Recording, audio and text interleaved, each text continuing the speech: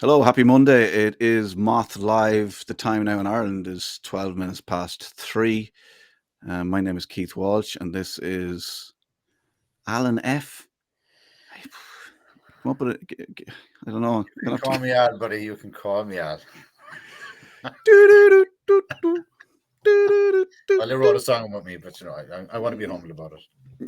My sister actually watched it, and she messaged me afterwards after our chat last week. She said, "You missed a trick there on Call Me Al, the song." So you did, Keith. Come on, you got to figure it out, buddy. Totally did. I'm not with it at all. This is MOTH Live. If you've got a story that maybe you're reading between the lines, maybe you are between the lines, and we would like to tell you and the country and the world the news that's between the lines that people aren't telling you. So if you've got a story and you feel like it's worth us talking about, do get in touch. You can just send us a message wherever you're watching this. You can message us directly, and we will come back to you. So let's go back to something we've spoken about on every episode since our first episode, is because we got a letter from a solicitor on behalf of somebody that you mentioned. If you'd like to just give us a little brief synopsis of what that is and where we are at this point, and then we'll go from there. Well, we've hit a nerve, as they say, Keith. We've told the truth, and it's already having a resounding impact on people that don't tell the truth. So basically, we told the truth. This guy wants us to stop telling the truth. And as I said, openly, come on the show, Jeff, and we will be happy to have a conversation with you if you want to defend your honor, which, we're a number of weeks in now, Keith, and it still hasn't happened. So we've gone a step further. We've had a very nice guy from the US reach out who's taken time out of his day to join us. He's on a different time zone, and he's going to fill in some of the blanks in relation to Jeffrey Leo from Dundrum House. Hey, Dan. Yeah, joining us on MOTH is Daniel. From the great state of Maryland in the United States. Oh, yeah. Cool. Beautiful. Maryland. Your surname, can you pronounce that for me as a thick Irish lad? Can you pronounce your surname for me? Smelkinson. Yeah. It's as you read it, Keith. Smelkinson, buddy. It is Smelkinson, yeah. It's not one of the Irish ones where the K isn't silent or anything, right? It's spelled Smelkinson, but it's pronounced Smile. What's the like root of your surname, Mr. Smelkinson? The root of my surname is Ukrainian, Belarusian, Polish.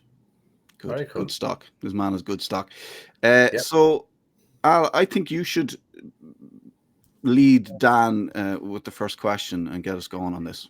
Yeah, it doesn't take much, lean, Dan. So, Dan, just to set the tone, I'm not sure if you've been tracking it, but we're a number of weeks in, and we've already received, on average, a legal letter once a week from Jeffrey Leo and his friends, and it's a very, very simple tone. Stop telling the truth about me, or I'm going to sue you. So that's candidly why we're here, is to tell the truth. So we've given Jeff the opportunity to come on, which he's declined upon. So we've had quite a number of people reach out to confirm they've had similar experience with Jeff, and obviously you're one of them. So just want to set the tone. So in particular, we're discussing Jeffrey Leo's investment conduct and behavior. So just going to let you do a quick introduction for everybody, just that we can start filling in we fill in what's between the lines, which is, the media will report, and we say we're going to report the stuff that's reading between the lines.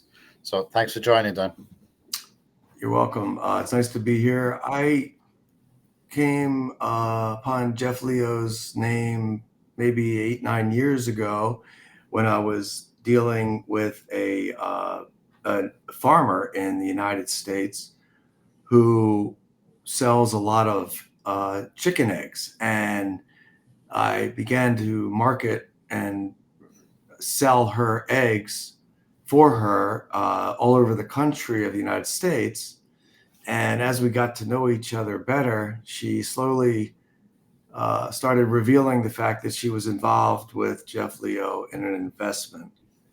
And as she told me and elaborated about the investment over months, she didn't tell me everything at first, but as time went on, she began to reveal this investment that she had gotten into and described how she got into it and how Jeff Leo approached her and what the kinds of enormous fund amounts of money that she had given to Jeff Leo as an investment under the auspices that he was a Morgan Stanley VP and knew a lot about finance and was well established. And when he says something, it was for sure. And to keep in mind the fact that the egg farmers were old school, kind of salt of the earth people who just believe that your word is your bond. If you give me your handshake, I trust you. Well, that couldn't have been further from the truth, as they came to find out that the investments that they made were not quite what they had thought in terms of the conservative nature that they thought they were getting into, purchasing properties overseas that were being sold at the time they were being bought was in the 2012 to 2015, which, as you know, was after the Great Recession, and banks were unloading a lot of properties. And so they were purchasing, Jeff was purchasing these properties on behalf of the investor who was the egg farmer. But come to find out that none of these properties were actually titled in the name of the egg farmer. They were actually titled on different companies, a myriad of companies that were not even controlled by the egg farmer, were actually, come to find out later, controlled by Mr. Leo and several other people. And they were, Mr. Leo wrote himself in as director and didn't basically reveal or disclose that fact to the egg farmer. And this went on for, I'd say about 10 years, from 2012 to 2022. And so I became concerned for the egg farmer. And I told the egg farmer, look, this doesn't sound kosher. It sounds unusual that you don't have any information. You're not receiving written deeds. You're not getting back the required information that any investor would need when they make an investment of any. Danny, can I ask you what the investment was? What the main seed investment was? What kind of money are we talking? Well, the total, after all said and done, it didn't go over there immediately, but it went over there in a period of 5 years. Totaled well over 60 million US dollars. So that type of money falling off my seat here. Sorry. Was a game changer for Dan. Just on that, so just parsing the timing. So Jeff obviously left the US under kind of very unusual circumstances. He had some incidents in the US that caused him to leave the States, right, from and being involved in any professional financial advisory roles, right? Okay. Well, so he lost his license. He lost his license back in, I think, 2010 or 11. Okay. He lost his license, and he was FINRA, which is a regulatory agency, pulled his license to be a broker, to have a license to be a broker dealer, meaning you can't work at Goldman Sachs, you can't work at Morgan Stanley or Schwab or any registered investment banker. You can't be a broker. You can't contact clients to buy and sell stock. And that license was pulled. It was a lifetime ban, which he accepted because he had been, well, you can look it up on the internet online, but he had been doing some nefarious things with clients. So they negotiated. So he agreed to take to have a lifetime ban. So then if you put it into context, I mean, so that amount of capital in Jeff Leo's hands coming to Ireland, that was his startup money, right? So he came into Ireland on the back of leaving the US and established himself in Ireland as a credible source of income. I mean, that's essentially what happened. And then he started acquiring and amassing quite a significant portfolio on the back of And can you speak to the people in question, or Dan, or I mean, we'll only go where you're comfortable, right? But I guess, look, what we're discussing today is we have mentioned on a few occasions that Jeffrey Leo is not to be trusted.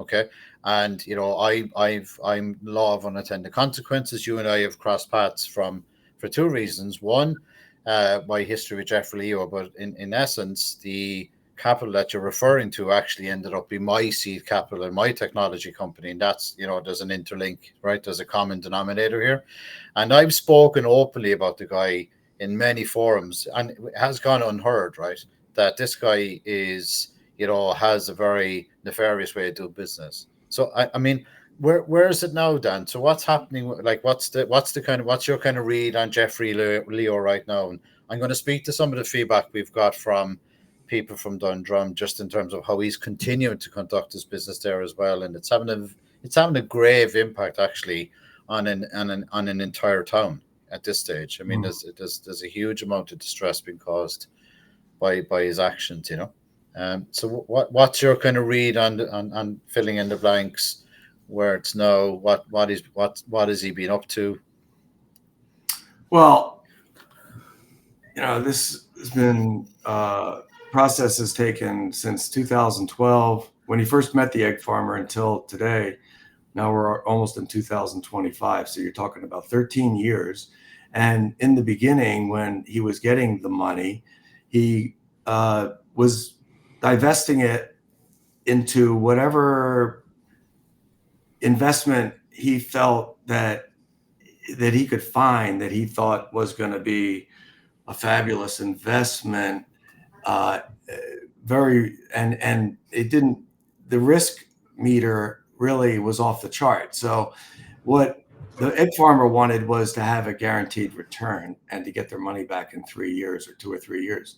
But what Jeff was investing the money in were high-flying venture capital deals such as yours, where he had the cash and he was funding the growth of your company with tremendous amounts of staff being hired to write, I guess I don't want to speak out of turn here, but I guess you were writing code and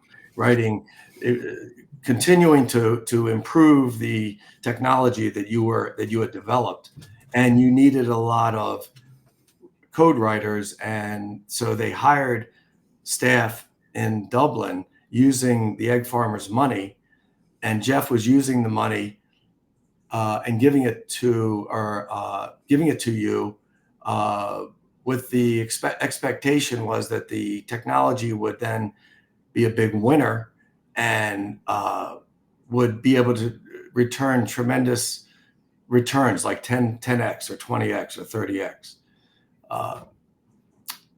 Now, he did not at the time explain that to the egg farmer exactly how risky the investment was, but be that as it may, what transpired after that was that Jeff maybe maneuvered himself in a position to where he actually, instead of helping you grow your business and grow your technology, he actually thwarted it by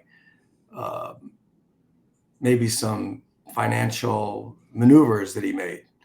And those financial maneuvers ended up causing the technology and him to gain control of the technology, and him being able to do things other than, but the sad part is the egg farmer got nothing out of it, who was the source of the money, and you got burned. And I think, I don't know if anyone was enriched over it. Maybe they were, maybe they weren't. It's not for me to say, but certainly the investor was not enriched, and you were not enriched. Can I jump in there, Al? So can you just fill in that bit of the story? This guy comes along with a basket full of eggs. I mean, some money. He looks like a good guy. He wants to invest in your business. He wants to help you. You're meeting this guy going, yeah, this guy seems legit. He's got the credentials. We're gonna, if you can come in and help and give us some of this egg money. and we can hire some coders and advance our plans. Tell us what happened and what was that encounter like? So as Dan is articulating it, right? So I was doing that startup anyway. So we were creating a company, and you go to market for investment. So Jeffrey Leo was really good at getting into people's heads. So he was getting validated by other people. So he was like, he had significant portfolio. Speaking to Dan's point, nobody expected for a second that this guy had taken all, like, it's an unbelievable amount of money, right? In terms of the amount of sheer cash that he had at his disposal to make investments. As Dan spoke to the family in question, we won't mention them today, but we'll give them an opportunity to come on to speak for themselves. He was to invest in low risk return portfolios of properties and bricks and mortar and hotels, and he took it upon himself to start investing in high growth startups. Like, this was an AI company. 2016, 2017, AI wasn't even on the cool vertical yet. We were way ahead. I had patents in AI long before people were even thinking that AI was going to work. And we went to market to raise. Jeff was kind of introduced to other people. He was validated. And, the problem with Jeff is that he didn't even fulfill upon that part. So even the investment that he was supposed to put in, he didn't put in. He put on as a loan. He reneged on salary runs. He was a CFO. He didn't pay taxes.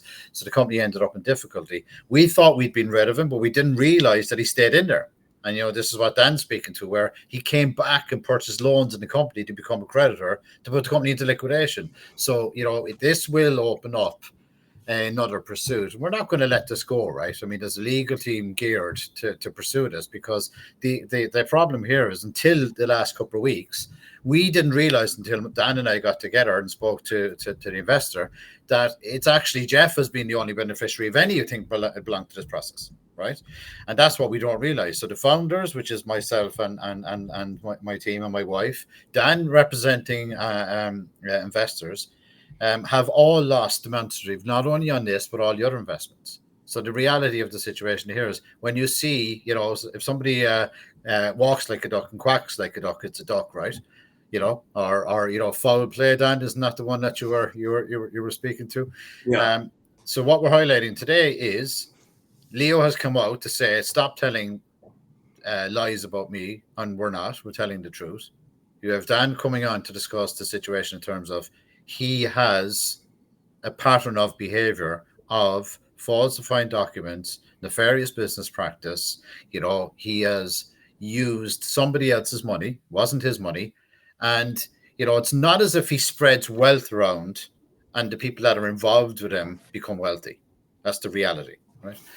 Dan, just to kind of step backward for a second. So obviously you're somewhat aware of what's happening right now with Dundrum House. There's a lot of dismay in terms of people locally. There's one guy in particular who does want to join us on the show also, who's just, he feels so passionate about his hometown, and that he feels it's after being ruined by somebody who has promised everybody that he was going to rejuvenate the town, he was going to build a new golf course, he was going to bring in lots of excitement around the area, but instead he's delivering a service that's substandard, and not only that, I guess he's not even protecting the investment on behalf of the family, right? Would that be a fair statement?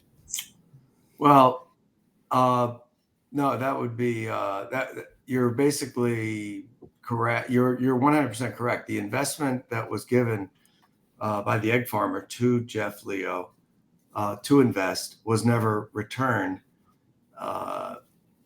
And most of the principal is sitting in various a portfolio of assets that there was about 35 different acquisitions that Jeff Leo got involved in. And I'd say a good portion of them completely failed.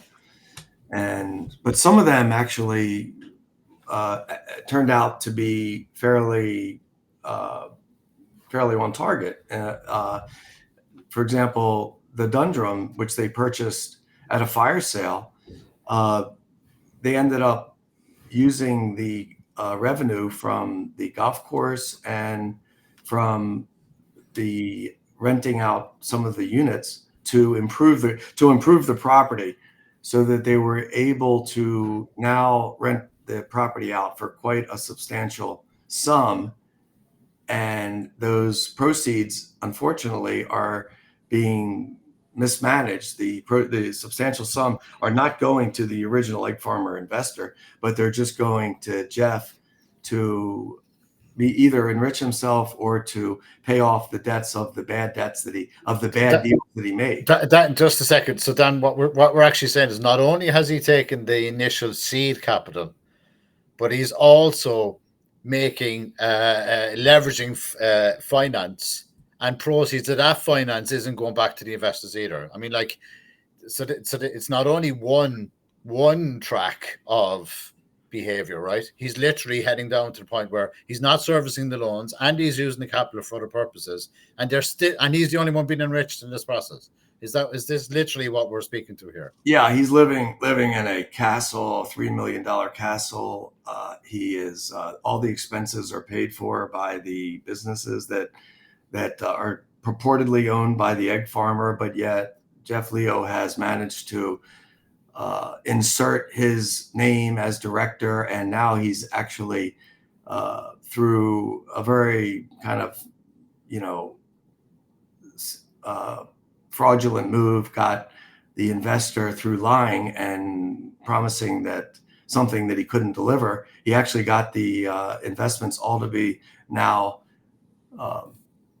titled in his own name. So really, he owns virtually everything over there, although he never invested one dime into purchasing any of the properties. So now the egg farmer is pursuing legal means to reverse that and claw back all the assets. So that's what they have to do. They got to claw back the assets, which everyone knows that Jeff Leo didn't invest any money. So he's not really fighting the fact that he has to give the assets back. But the fight is now over what he gets to keep.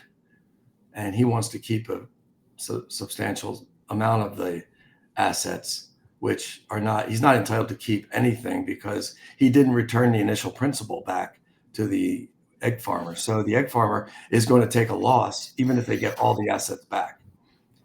And Jeff wants to enrich himself by keeping some of the assets, which we're in the process now of trying to reach a settlement to where maybe Jeff can walk away with something, and he can give back the portfolio to the egg farmer. The egg farmer can then hire a professional manager to manage it.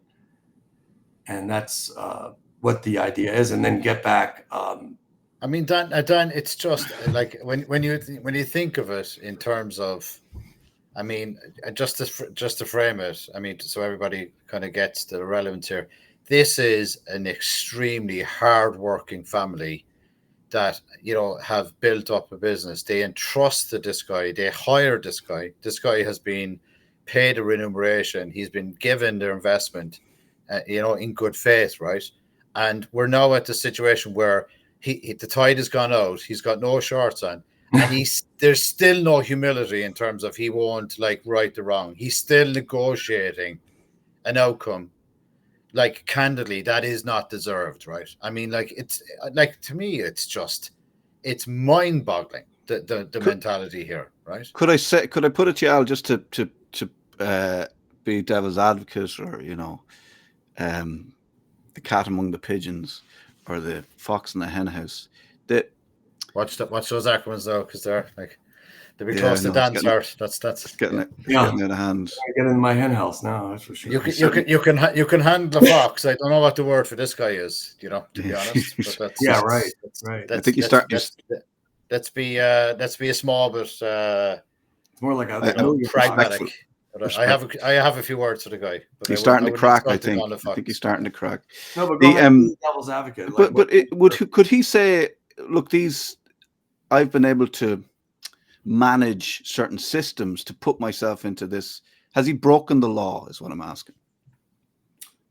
Okay, well, you're asking a question, but you're saying you wanted to be the devil's advocate. I thought you were going to say something in Jeff's defense, maybe that he built up. There's no defending this dude. Yeah. Like, I mean, like I'm Keith, just- I'm the devil's like there is no. I'm not guys, defending him. But let's be just very saying, clear to everybody who's watching, right? There is no defending this. He acquired businesses in a time of recession. He has taken somebody's family money and he has turned that into more money, and you know, they've never seen a profit. So there is no. I'm trying to be balanced here, and I can't find the balance.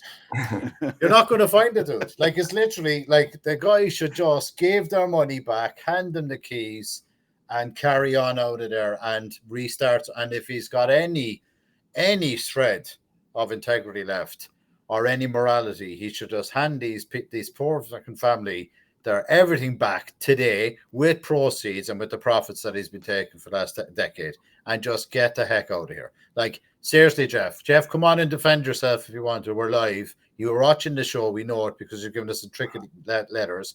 You're caught, dude. The time is up, right? You're under pressure. Now just right the wrong. Do the right thing for once in your life, man. Do the right thing. These people, don't make these people go through a court battle and spend more of their money to pursue you. Stop, pause, and give them their money back, man. For God's sake. This is the moment, you know, when people say, "Oh, there was no turning back." Like, we're giving you an opportunity to turn back, to stop, to pause, to have a conversation, to try and do the right thing. How is this affecting that family? Like we're talking about human beings here, Dan. That's a good point. I'm glad you asked. Okay, so they've known Jeff for 13 years. The owner of the egg farm, who it was the primary contact with Jeff, spoke probably daily for 13 of those years, every day of the week, including weekends. Thought he was a friend, maybe a colleague, a businessman, you know, like everything wrapped up into one. Trusted this guy. Family, Keith. Come around my house for dinner. Jeff used to always tell them, you know, I'll take a bullet for you. That was his famous line. Like, don't worry, I'll never let anything go wrong. I would take a bullet for you. I'll sell it and keep the money. I got your back. But instead of doing that, what he did was immediately when he acquired assets like a hotel in particular for cash over there, he immediately took the hotel and asked the bank for a loan against it, because the hotel had been purchased, the asset had been purchased for cold, hard cash. Now, after the asset was purchased and he was able to insert himself as director and insert himself as the director of the corporation that owned the asset, he was able to go out and acquire and shop for a loan against the asset. And of course, there were lenders at the time who saw a fully paid for asset and were willing to loan the company money using the asset as security. And he did exactly that on probably every asset that he acquired. So not only was he given cash to buy these assets, he then leveraged up the assets and got loans. Now, I guess in Jeff's defense, he would say, but I needed the loans. I had to, in order to acquire other assets to expand the portfolio. But that's not really, that's risk. That's additional risk. The egg farmer who invested was not looking for that kind of risk. They were looking for a short, solid investment. And when you leverage up things, I'm sure anybody listening to this this podcast can agree with, when you leverage up with debt, you do take on additional risk, especially if the debt money then is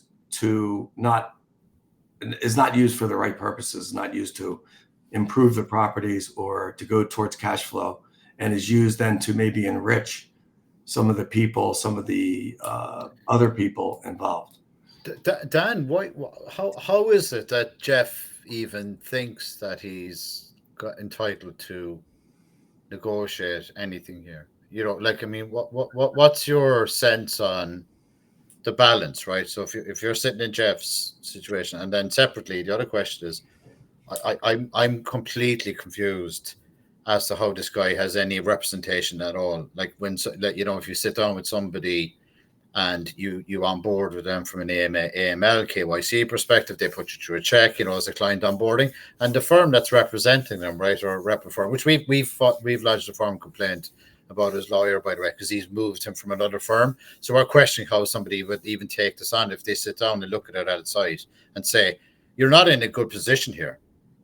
Like legal advice to me should be not let's take a roll of the dice and head into court and exhaust them and hope people get fatigued and let's kick the can down the road. Like you'd expect somebody to sit down with him and say on a moral level, dude, there is no negotiating here. This is factual. This is binary. This is their money. You've taken their money. This is what should happen. And it actually is on a certain level is happening. And I'm starting to see some solid results. First thing we need to get from Mr. Leo is full disclosure. So for 13 years during these investments, there was no disclosure made. It was just verbal. Everything was like, Jeff would tell the investor, I bought this, or I sold this, or I'm having a problem with the hotel. We need to build more. We need to improve some rooms. So we need some more capital.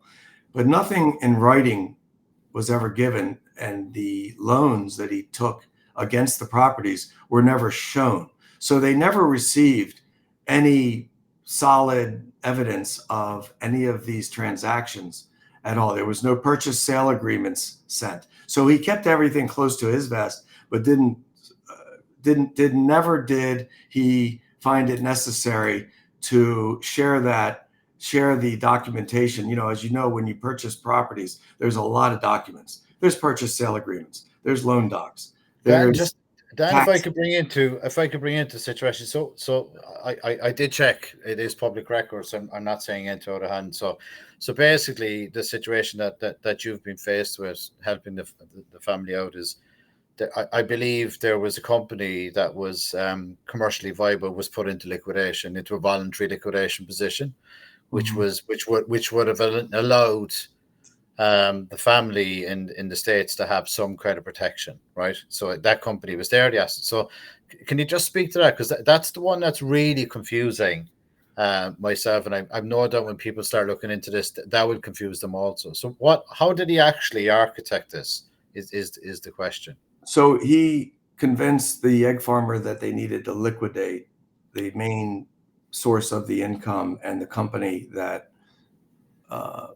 the money was originally filtered or deposited into in Ireland, and then subsequently the money then went out to 3 or 4 different companies. But the initial company, Jeff convinced the egg farmer to liquidate because he needed to transfer the assets to another jurisdiction. And if they didn't liquidate the company and transfer the assets to another jurisdiction, he was going to be in problems with the authorities. So his promise to the egg farmer was, as soon as we liquidate this asset, I will transfer all of your assets to another jurisdiction. Once that asset gets into the other jurisdiction, I'll transfer it all back directly to you within a month or so. Well, that never happened, and that Jeff was able to get the egg farmer to sign a documentation.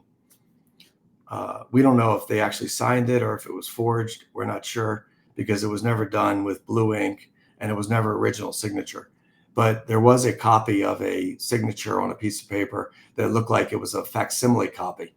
And that document. But Dan, just pause on that for a second. So what we're saying here is there's an entity, okay? And look, we and I just want to say this is public record. So this is the same liquidator that Jeff appointed to Altada, by the way, right? So it's Kirby Healy. So a guy called Mr. John Healy, who was seen as a very reputable liquidator. So took this on where there was a company voluntarily put into liquidation which had assets. So that's the first question. So how would one achieve that is the overwhelming question, right? And secondly, as you said, like this is something where, I mean, on a scheme of, 1 to 10, this is a financial advisor to a family that has entrusted a guy. I mean, why would they commit napalm debt and enable somebody to just take all their assets and sign a document to do that? I mean, it's extraordinarily unbelievable, right? And then the other one is, how did the guy manage to convince credible accountancy firms and liquidation firms to take this on, where he was moving assets from a company that was viable, which had responsibilities to people in the out of jurisdiction. Like, there's a responsibility, right? And he's a director, so he's fiduciary responsibilities to make sure and ensure that he represents the company to the best of its ability, right? So what you're actually speaking about here is that he put something into a voluntary situation to essentially remove the assets. Like, that's in essence what happened.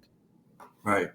So how did he do it? I think he did it because, you have a big ocean in between Ireland and the United States. The egg farmers were at that point just desperate to get their principal back, and they were promised that if they signed this document, that they would get their assets back in a month. And so they believed that. They may have signed the document, sent it back. Essentially, Dan just pause on that. That's where I was heading. So there's a promissory, right? There's a promissory to say, okay, we're doing this, but we're only doing this because I'm going to return everything to you, right? And now here we are. And the guy, that's even been reneged on, right? So not only has he done that, he's now reneged on that initial promise. So he's broken promise upon promise, basically, to do anything ethical here, right? Or moral, Well, yeah, he's just basically became the sole owner of every single asset in Ireland that the egg farmer invested in. And the egg farmer did this out of desperation because it was like, seems to be my only chance of getting anything at this stage. And then, but also, this man has ingratiated himself within the community, the business community of Ireland. He's been linked, as a business advisor to some, household names. Like he was. That's online. Check it out. It's like Bernard Brogan is in business with the guy. Like, it's all public record. Steelworks Investments is the company that purchased Dundrum House. I mean, he's openly said it. They came out and said that they've distanced themselves from him. But like, this guy has to be stopped in his tracks, right? And that's like, he's doing it over and over. And I'm in there with Dan. And look, on the balance of things, I've seen this behavior. I've been on the receiving end of it. Like, there's a lot of stuff coming out of what happened in Altara, where this guy has been heavily involved with the demise, right, from earlier on.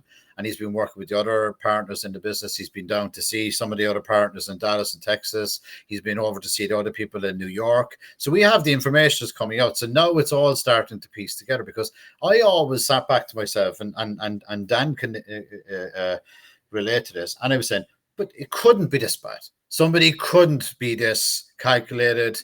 There's no way it's this malice. And here we are sitting another situation where he made a promise upon a promise, did put a process in place, used the insolvency practice in Ireland, which he did with us, to get to a result. And that's what he's doing here again. So, and it's the same team supporting him. So at some stage, somebody has to step back and say, I'm not going to protect this guy anymore.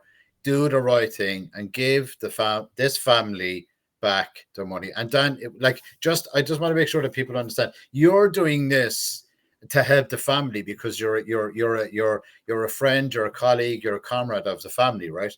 Like, you're in this because you just want to see the right thing done. Is that fair? Is that a fair way to kind of to sum it up? I got engaged because I'm marketing the eggs countrywide for the wedding. So I speak to the egg farmer maybe 10 times a day. And this topic comes up because you asked me like how the family is affected by this. And they will tell you that they've been literally tortured for 13 years, that Jeff Leo stole 13 years of their lives. They had meetings every week. Jeff used to fly into Ohio and meet with the family on a monthly basis. He would have a whiteboard in the hotel. They would meet together. He would show how do you get from A to Z on the whiteboard, and what a fantastic investment. He would promote his investments, promote these deals.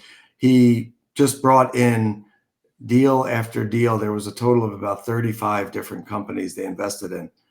And there was very little due diligence done on Jeff's part, because I don't think he really looked into the investment as to the viability or credibility of the investment. It was more like throwing darts at a dartboard. So if he found an investment, he had the money, he was looking to put the money, which is not his, by the way, into the investment. So when he would fly back to Dublin, there were just hordes of people waiting, because he had all those funds available for various investments that he had been promising. So people were pitching Jeff on their investment so that he could put part of the money into that investment, but that was not the intention of the egg farmer. The egg farmer just simply wanted solid, secure real estate that they could buy during an economic downturn, hold on to the properties for 2-3 years, revamp the properties, reimagine the properties, and then sell the properties for fair market value a few years later and bring back the investment. But none of that ever occurred. So 13 years, like they've been tortured. They've been living a nightmare basically created by this guy. Forget about the money. I mean, you're talking like 60 million here, but the peace of mind, being able to go to sleep at night. Like you're working closely with this gentleman, and he's talking about it. He mentions it every day. Like he's haunting him. And that's why I'm involved, because I mean, they mention it every day to me, and I got engaged because of the enormous amount of money that we're talking about. It's hard to ignore, and you just get wrapped. You just get you want can't to know more. You just want to find out more, and it's a mystery. And you want to help.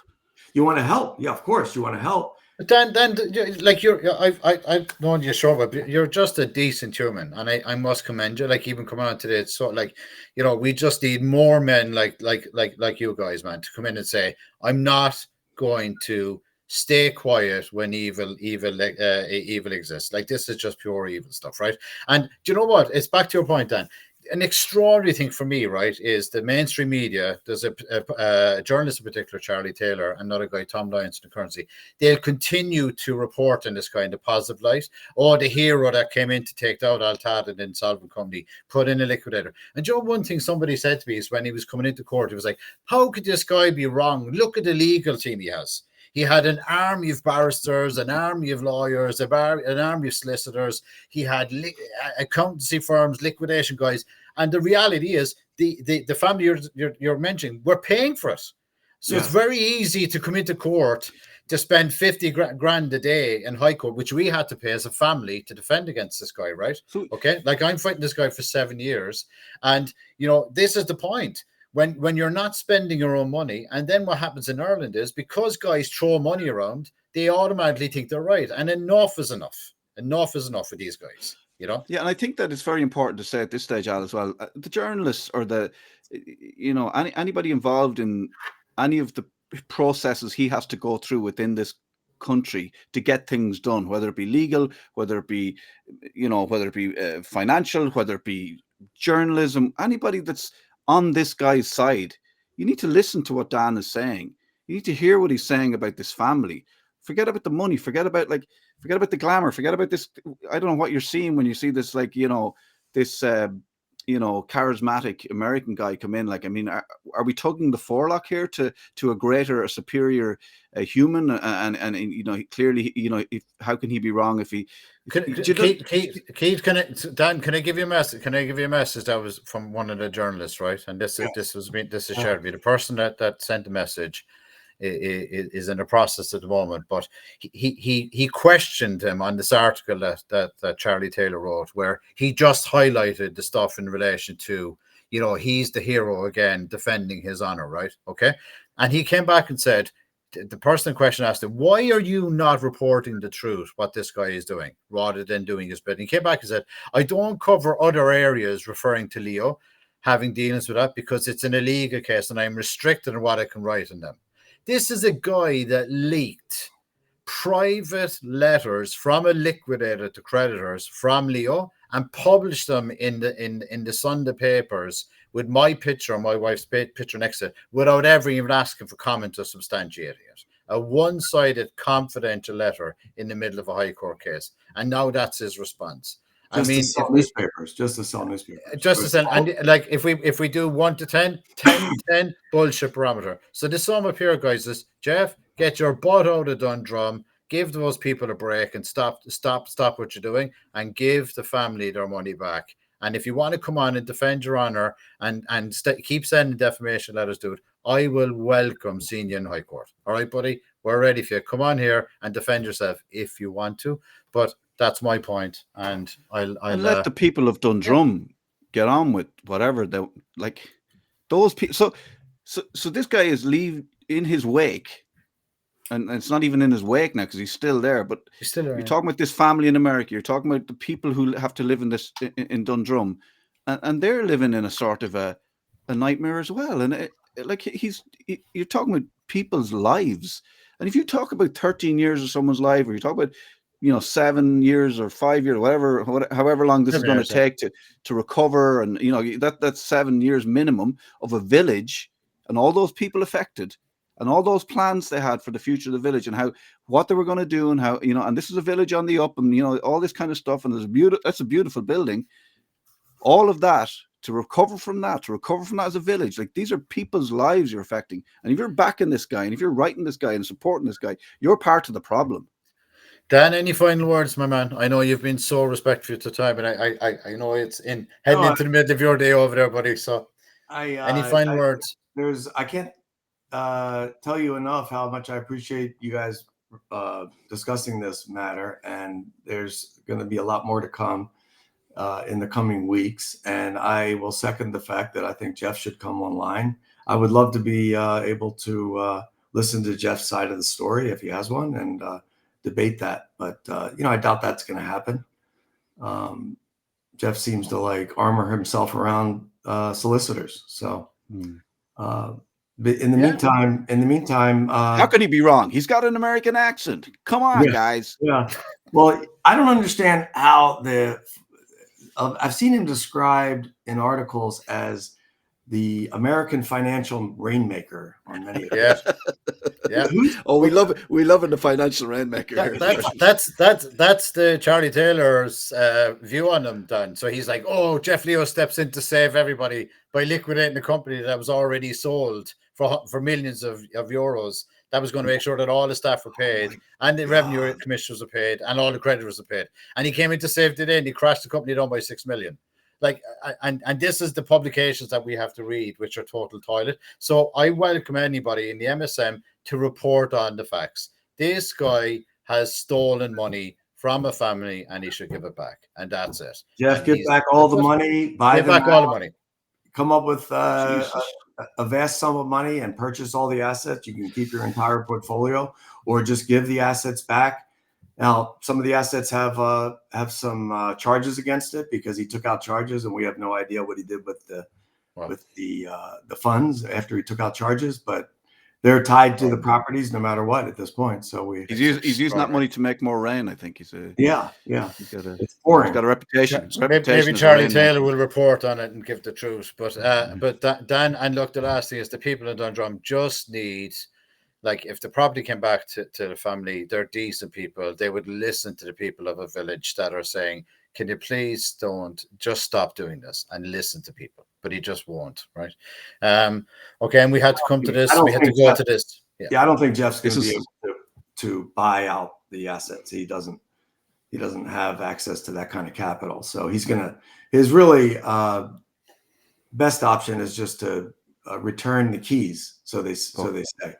Give the keys back to the bank. The bank is the egg farmer, and the assets should be all returned in a type of foreclosure type process. So yeah, and look, there's probably a lot of decent people out there, Dan. I know. Look, there's other locations, but I think the one that's been high profile is Dundrum, because the people are just they're literally so passionate about their town. And maybe there's somebody out there that's come in and say, look, okay, let's buy that property off Jeff and move him out, and that gets you guys your money back and gets Jeff out of there. Maybe that's a win-win, but we're going to keep pushing, guys. We're going to keep telling the truth. Shout out to all the good people who live in Tipperary, and I hope I pronounced that right. And Tipperary, yeah. I will say that we are trying to get your source code back. I think if we can legally return you the rights to your source code for your Atata,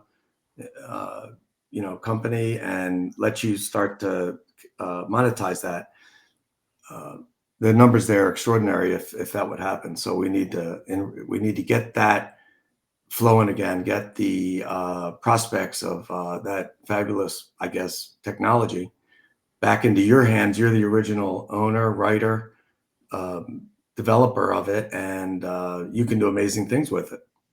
So hopefully we'll get it back. Yeah, we're going against the bad guys, buddy. That's for sure. So yeah, thanks so much. I mean, a pleasure as always. Thank you so much. Nice chatting with you guys. Thank you so much, Dan. Thank you very much, Daniel. You take care, man. We talk to you again. Yeah, we will. Let's have another talk. Let's have another talk soon. Yeah, we will for sure, Dan. Keep us updated, buddy. Okay, bye-bye. Take care, dude. Bye. Bye. Oh my God. There you have it. So defamation has a new term, huh?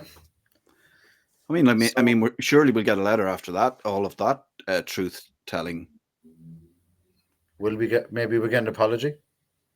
You think? We could write ourselves an apology, send it to ourselves, maybe. Yeah, maybe Mark Hickey will have a remorse of conscience and say, "I'm not representing this guy anymore." Yeah. How can you? Sorry, Jeff. In all I can't good conscience. defend the undefendable. Huh? Yeah. Look, I mean, you'd have to be concerned if you're aligned to this guy and you're working with him, and I do think this is a moment. This is a moment. No one's gonna hold it against you. Step away. Just Absolutely. let everyone get on with their lives. And look, we gotta wise up as a country, right? We gotta wise up that this guy came out of the US. He wasn't allowed to do business in his own home country. He comes into Ireland, he becomes a hero. He's destroyed people's lives, families, financial wherewithal, including my own. And now here he is destroying a county, right?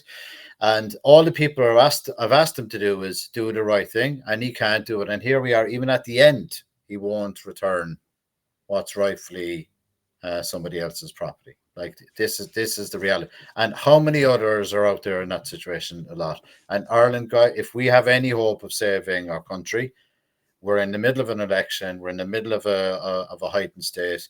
The truth has to come out. We have to start telling the truth, guys. We have to be truthful and honest with ourselves as well. It has to stop, because these guys are enabled. This is the problem, right? They're empowered and enabled by a system where professionals will, unfortunately, they'll take the dollars, and even though at times do they know he's in the grey or not, I don't know. It's up for them to make the decision. But the reality is we need to step back and say, what's more important? Our country, our heritage, and being able to sleep at night. And that's it. And I'm not talking about sleeping at night in silk sheets because you're getting paid to do it, right? I'm talking about sleeping at night, knowing that you're doing the right thing. Yeah. That's it. It's not difficult. Yeah, and that's it. Thanks very much, as always. I mean, I'm just going to go and have a lie down now for about 3 hours and just try and digest all of that. It's mind-boggling. Thank you to people who sent in a few messages. We'll leave it on this. Thank you, Dan, Keith, and Alan. I understand how difficult it is to put your head above the parapet. Thank you all at MOTH News. You may just have saved our village. So thank you. Thanks for watching. I'll have a good day. And if you have a story and you want to get in touch, we're on X. You can send us a DM. We're on Instagram. You'll follow us. You'll find us on Instagram or X. Just send us a message. Send us a direct message. We'll come back to you. And if you have anything to add to this particular story, especially, we'd love to hear from you. Have a great day.